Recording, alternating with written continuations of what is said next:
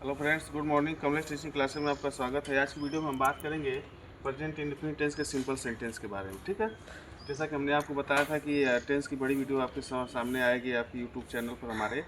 तो आप जो इस वीडियो को अगर अच्छे से देख लिया तो मैं गारंटी देता हूँ कि आपके काम में वीडियो आने वाली है, क्योंकि इसमें मैं आपको बताऊँगा कि टेंस को कैसे बनाना है, प्रेजेंट इंडेफिनिट टेंस।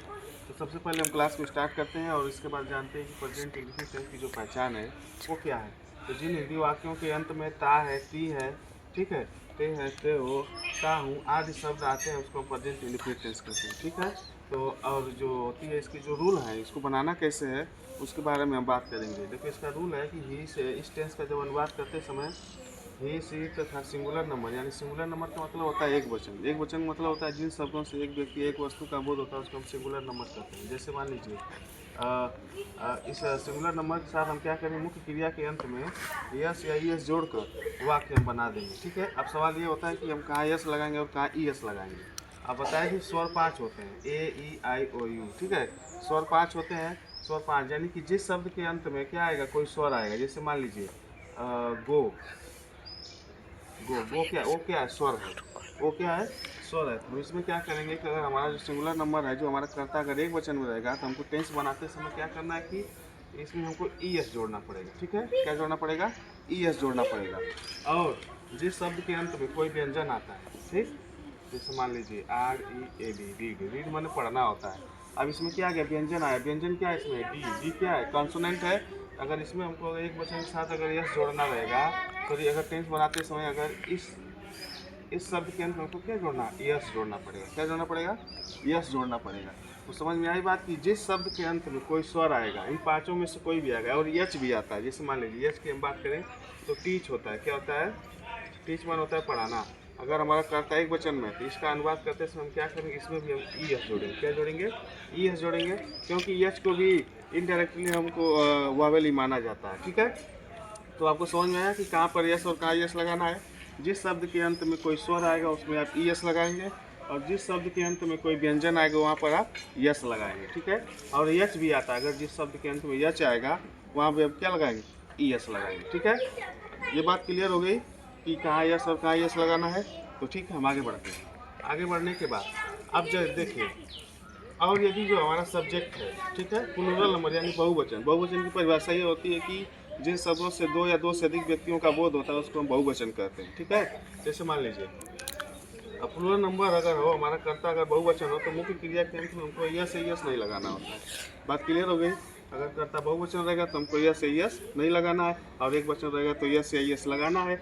और जिस शब्द के अंत में कोई स्वर आएगा वहाँ पर ई एस लगाना है, जिसके अंत में व्यंजन आएगा वहाँ पर यस लगाना है।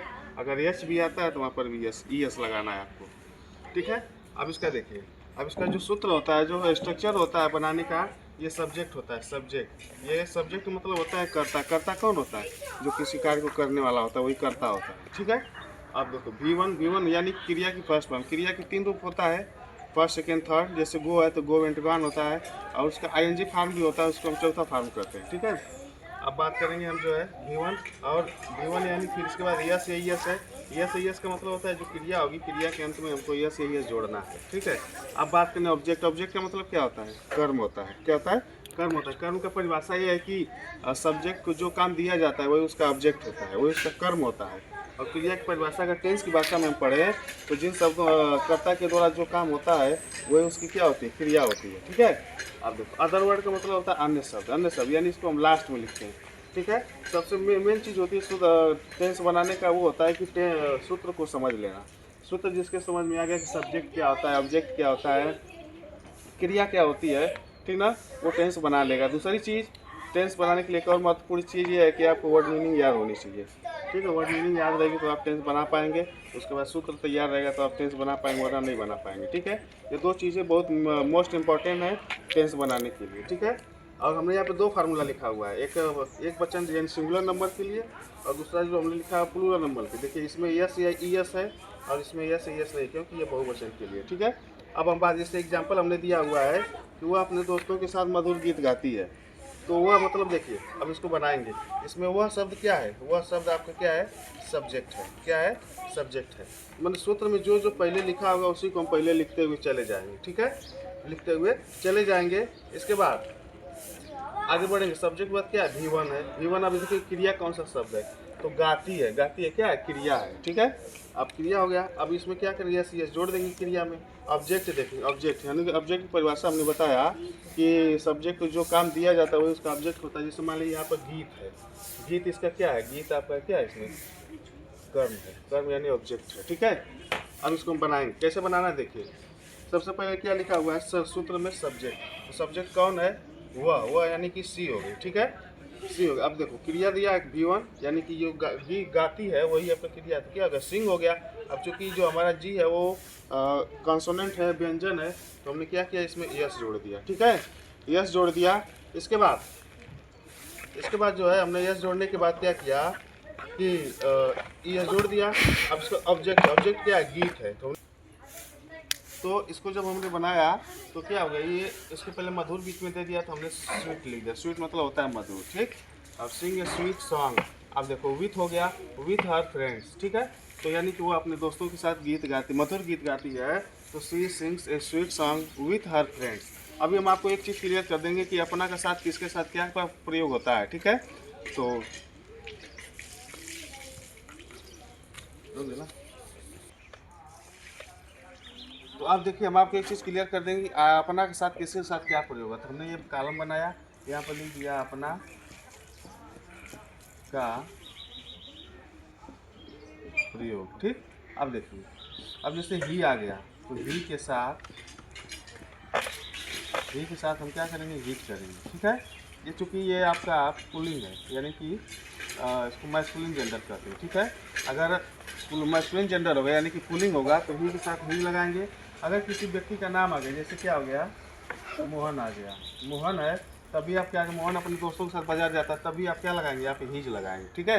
अब देखिए सी है तो सी के साथ क्या लगाएंगे, सी के साथ हर लगाएंगे, क्या लगाएंगे, हर। अगर यहाँ पे कोई किसी लड़की का नाम जैसे सीता है, सीता अपने सहेलियों के साथ, चाहे सीता अपने दोस्तों के साथ आगरा जाती है, तो वहाँ पर भी अपने के साथ क्या लगाएंगे, हर लगाएंगे, ठीक है। अब बात करेंगे हम आई के साथ, आई के साथ अपना कल क्या लगाएंगे, माई लगाएंगे, ठीक है। ये सब अपना के लिए है, ये सब अपना के लिए है, ठीक। अब देखिए यू आगे, जैसे यू, तो यू के साथ अपना का लगाएंगे योर, क्या लगाएंगे, योर, ये भी अपना हो गया, ठीक। अब बात करेंगे हम जैसे दे हो गया, दे के साथ अपना का लगाएंगे दियर, ठीक, देर हो गया। अब हम बात करेंगे वी, यानी वी के साथ, ठीक, वी के साथ अपना का हो गया आवर,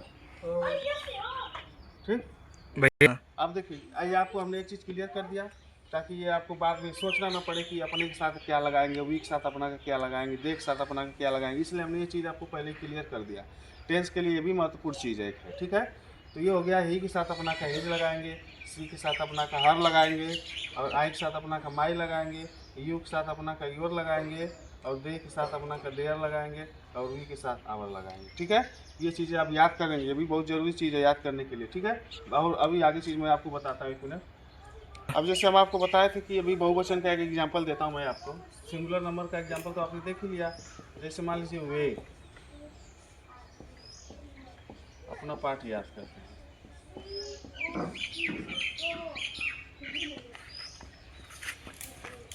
वे अपना पाठ याद करते हैं, ठीक है। अब देखिए, अब इसमें सूत्र नंबर 2 लगेगा। ये बहुवचन, जो हमारा जो सब्जेक्ट है वो दे, वो बहुवचन है, ठीक है।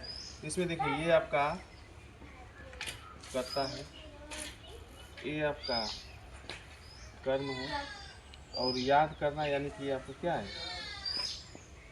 क्रिया, ठीक है। इन चीज़ों को आपको पहचाना बहुत ज़रूरी है, ठीक है।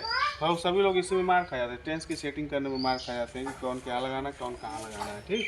अब बात करेंगे हम, जैसे मान लीजिए अब सब्जेक्ट सूत्र में पहले सब सब्जेक्ट लिखा होता है। सब्जेक्ट को हम देखिए एक और ट्रिक ये होती है कि सब्जेक्ट हमेशा शुरुआत में ही होता है, ठीक है, शुरुआत में। तो ये भी जान लीजिए कि शुरुआत में जो काम करने वाला होता है कर्ता, मैं आपको पढ़ा रहा हूँ, मैं क्या हो गया, कर्ता हो गया, ठीक है।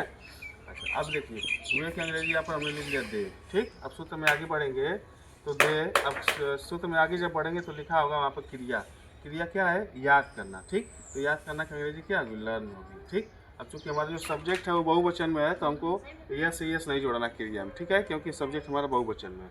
तो दे लर्न, अब देखिए आप अपना का दे के साथ क्या लगाएंगे, हमने बताया पीछे की दे के साथ अपना का देयर होता है, THEIR। ठीक है, तो दे लर्न देयर। अब जो ऑब्जेक्ट है आपका वो पाठ है, तो देयर लेसन हो जाएगा। क्या हो जाएगा, लेसन हो जाएगा। किसके साथ,